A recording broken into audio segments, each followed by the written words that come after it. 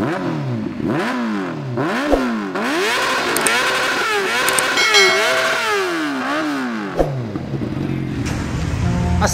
warahmatullahi wabarakatuh. Tek yo, what's up teman-teman semuanya? Halo, apa kabar kalian? Semoga baik-baik saja dan banyak rezeki, amin. Di depan kita semua di sini udah ada CBR 600 yang 2021-nya ini yang RWB red white blue. Kenapa red white blue? Karena emang warnanya nih didominasi sama warna merah, terus ada white-nya juga dikit dan ada biru-birunya juga. Dan ini motor bener-bener rare banget, bahkan di Indonesia aja sekarang ini adalah unit kedua di ATPM. Karena bener-bener jarang, bener-bener langka banget. Sekarang udah 2022, udah hampir 1 tahun motor ini launching, baru ada 2 unit doang di Indonesia. Ini yang resmi dari ATPM-nya ya, dan harganya bener-bener gila banget sih. Kalau misalkan di Jepang ini harganya di 215 jutaan, tapi kalau misalkan udah masuk ke Indonesia harganya ini jadi 550 juta. Harganya bener-bener 2 kali lipat lebihnya, karena ya kalau misalkan masuk ke Indonesia itu ada pajak kayak pajak barang mewah dan lain sebagainya, dan tetek bengeknya dan lain-lain. Jadinya di harga 550. Bahkan saking langkanya motor ini, sekarang motor ini dijual bisa sesuka hati yang punyanya gitu. Jadi bisa nyampe 600 juta ke atas. Jadi gimana ownernya? Saking langkanya, karena peminatnya banyak, sedangkan unitnya cuma 2 biji yang resmi dari ATPM itu sendiri. Nah, CBR 600 ini masih nyimpen dengan si desain lamanya, bener-bener bertahan si desain si buntut belakang nih. Buntut belakangnya dengan knalpot undertail kayak gini, ini benar-benar bertahan. Nah, CBR 1000 juga sebelumnya kan undertail kayak gini, cuman lama-kelamaan kalau misalkan CBR 1000 jadinya knalpotnya ke samping. Nih, di sini juga ada contoh CBR 1000 di dalam. Tuh, knalpotnya jadi ke samping kayak gitu. Berbeda dengan CBR 600 ini yang tahun terbaru 2021 masih bertahan dengan knalpot undertailnya. Dan knalpot undertail kayak gini benar-benar tambah cakep juga sih menurut aku, benar-benar jadi daya tarik tersendiri. Nah, dari sisi belakangnya mirip seperti generasi sebelumnya, cuman dari sisi depannya nih, dari sisi depannya benar-benar berbeda jauh dari yang sebelumnya, dimana yang sekarang udah pakai winglet juga. Ini yang sekarang itu udah pakai winglet bawaan kayak gini. Jadi wingletnya itu udah built-in, udah benar-benar nyambung sama body si motornya sendiri. Kalau yang sebelumnya kan nggak ada wingletnya, bahkan kebanyakan motor-motor yang pakai winglet itu wingletnya kayak misah, ada bautnya sendiri. Tapi kalau di Honda ini wingletnya udah nyatu sama body, jadi udah satu paket sama si fairingnya, benar-benar nyambung. Dan di sini yang unik juga, lampu seinnya, lampu sein depannya ada di telinga kayak gini nih, benar-benar nongol di sini. Dan ini mirip sama EDV juga kan model-model kayak gini. Terus kalau misalkan generasi sebelumnya lampu seinnya itu di fairing di sini, biasanya nempel di body. Terus dari segi depan juga, mata yang sekarang itu lebih sipit. Ini benar-benar sipit banget buat si matanya, jadi ngelancip kayak gitu. Kalau misalkan yang sebelumnya kan agak tebel, agak tembem gitu. Kalau yang sekarang udah sipit-sipit ala-ala kayak gini. Terus kalau misalkan lampu utamanya nyala, ini lampu yang sebelah kanan kirinya itu, yang paling jauhnya itu nyala. Sedangkan kalau misalkan pakai lampu jauh, baru yang tengahnya yang nyala. Dan di tengahnya sama-sama ada buat udara masuk, buat ngedinginin mesin. Jadi ini ada udara buat masuk ke sini dan ntar ngeademin si mesinnya itu sendiri biar nggak terlalu panas. Nah, terus yang bikin beda lagi itu adalah di bagian depannya nih, di pergasannya. Jadi kalau misalkan motor CBR yang terbaru ini dia udah throttle by wire, jadi nggak pakai kabel-kabel gas kayak dulu. Kalau dulu kan pakai kabel gas terus ke throttle body nyambung. Nah, kalau sekarang ini pakai kabel, jadi ada sensornya tersendiri buat ngatur si pergasannya. Dan ini ngaruh banget kalau misalkan jadi bisa kontrol. Makanya yang sekarang itu jadi ada traction control, terus ada wheelie controlnya juga, dan banyak perkontrolan yang lainnya juga. Nah, terus motor ini juga berkapasitas mesin 599 atau biasa kita buletin jadi 600 cc. Dan knalpotnya itu inline 4 segaris gini tuh, inline.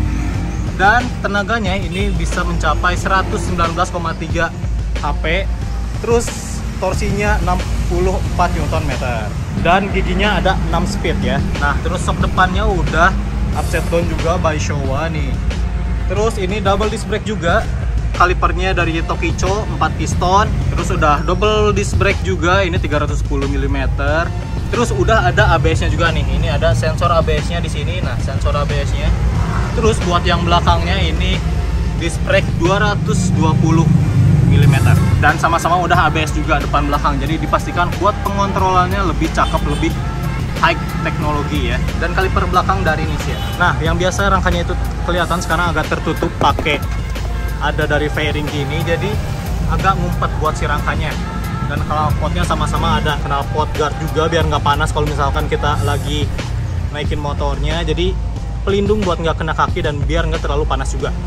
Nih, panjang knalpotnya bener-bener panjang banget dari header depan ke bawah ke kanan terus naik ke atas kayak gini. Dan buat bannya ini pakai ring 17 depan belakang. Buat yang belakang ukuran 180, yang depan ukuran 120.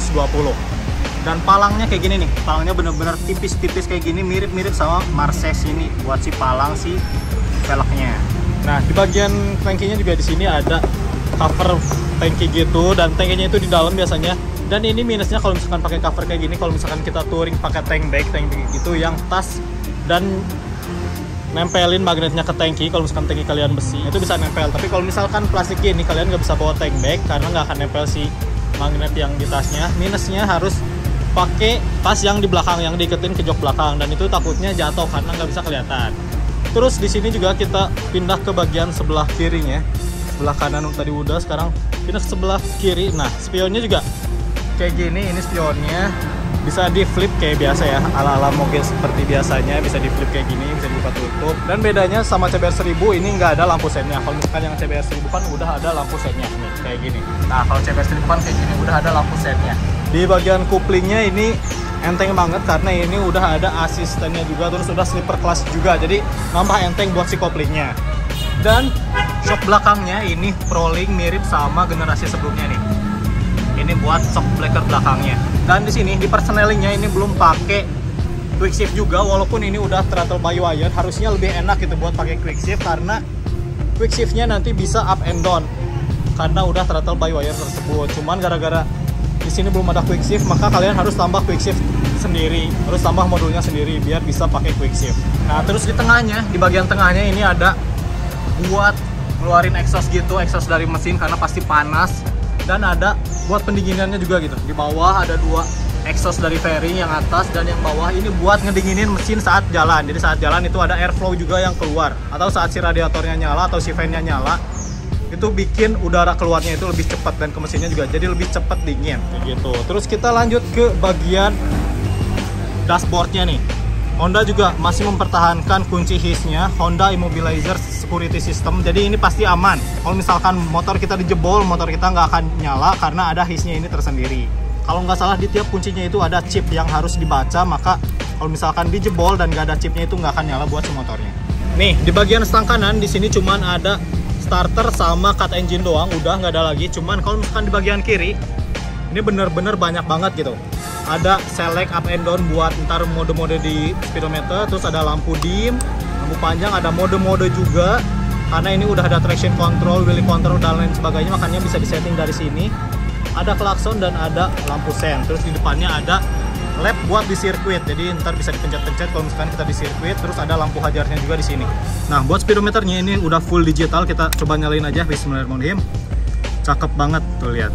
Disambut dengan CBR dan kayak gini speedometernya. Terus di bagian sini ini ada bensin indikator kalau misalkan bensin habis udah nyala. Karena kalau misalkan di moge kebanyakan kayak gini, bensinnya itu nyala kalau misalkan udah mau habis doang. Terus di sini ada indikator low juga buat si fuel bensinnya. Nah, di sini indikatornya di atas kiri ada jam, terus ada speedometernya, ada RPM, ada kilometernya juga, ada gear indikatornya juga di sini netral. Terus ada odometernya juga nih. Odometernya masih 3 km. Terus ada temperatur juga, ada suhu. Ini penting banget kalau misalkan di moge harus lihat suhu karena takutnya kalau misalkan kita macet-macetan dan terlalu santai, terlalu panas nanti ke mesinnya dan itu bisa overheat. Ini ada mode 1. Mode 2 kita pencet si selectnya ke atas. Mode 3. Terus ada user 1 dan user 2. Sebelumnya buat misalkan mode 1 ini mode ibaratnya sport plus, mode 2 ini di sport, dan mode 3 ini di comfort. Jadi perbedaannya itu di sininya nih. Berbeda di ini, powernya power 1, traction controlnya di 2, wheelie controlnya di 1. Jadi itu yang bedain gitu. Makin kecil itu makin sensitif. Jadi makin gede itu makin kurang sensitif. Nah, enaknya di sini udah ada user juga. Ada user 1, ada user 2. Jadi ini bisa disetting dengan kriteria apa nih yang kita mau. Tinggal setting-setting aja. Di powernya kita pengen pakai power 1 itu paling kenceng. Misalkan kita pengen jengat-jengat. Nah, terus di traction controlnya biar aman ya kita pasang paling besar aja. Paling besarnya itu ada di 9. Cuman dipastikan kalau misalkan pasang di 9 itu powernya kurang responsif juga karena si motornya agak nahan-nahan. Terus wheelie controlnya di sini sama juga gitu. Kalau misalkan makin gede itu ntar si wheelie-nya makin ketahan, alias makin stabil, makin smooth, nggak akan terlalu ngangkat-ngangkat buat si motornya. Nah, terus di sini juga ada mode sirkuit, tinggal di hold aja lap yang tadi. Nah, otomatis pindah ke sini ke mode lap dan kita tinggal start aja ntar kalau misalkan di sirkuit tuh. Buat ngitung-ngitung per lap kita dapat berapa detik, dapat berapa menit. Terus di sini juga bisa mode setting, kita tinggal pencet mode dan select ke atas, langsung masuk ke sini. Quick shift-nya belum nyala karena belum ada quick shift-nya, dan di sini kita bisa banyak banget ngatur-ngatur buat si motor ini. Jadi motor ini udah bisa diatur dari speedometernya, langsung bisa kita atur sendiri. Nah, sekarang kita langsung coba nyalain aja motornya, kita langsung coba dengerin suaranya kayak gimana. Bismillahirrahmanirrahim. Nih, ini 600 cc dan walaupun ini masih pakai knalpot ori, tapi suaranya itu udah agak ngebas-ngebas kayak pakai knalpot racing gitu. Dan ini masih di idle-nya, belum di gaspol, belum di rev. Kalau misalkan di rev agak ngebas-ngebas gitu. Kita coba ngegas dikit.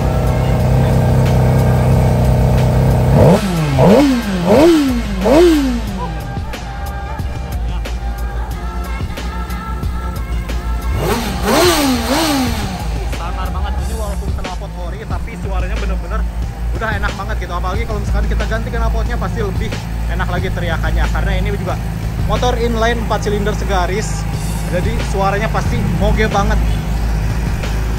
Nah, kita matiin dulu motornya. Cukup. Dan segitu aja mungkin reviewnya. Jadi motor ini bener-bener nyaman banget seperti biasanya. Posisi ridingnya juga hampir sama CBR sebelumnya. Dan Honda itu terkenal dengan kenyamanannya, terus kesemutannya atau kegampangannya buat di handling. Jadi nggak terlalu loncat-loncat saat digas. Jadi bener-bener nyaman buat dipakai, enak buat digunain juga. Pokoknya gampang banget kalau misalkan kalian baru belajar moge. Oke, mungkin segitu aja video kita kali ini. Makasih banyak buat semuanya yang udah nonton. Jangan lupa tonton video-video yang lainnya. See you on the next video. Bye-bye semuanya. Wassalamualaikum warahmatullahi wabarakatuh.